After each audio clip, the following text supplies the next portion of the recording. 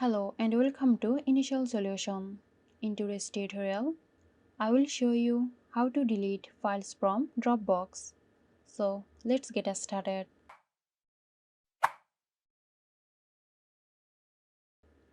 Visit the Dropbox website and log in into your Dropbox account. Once logged in, navigate to the file or folder you want to delete. Click on the file to select the file and click on these three dots. Look for the option in the menu.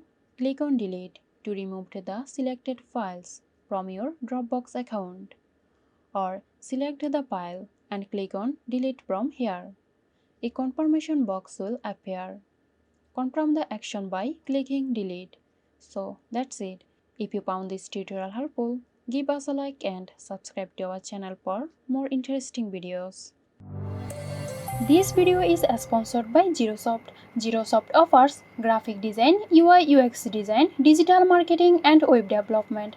Elevate your brand with Zerosoft today. For more details, check the description box.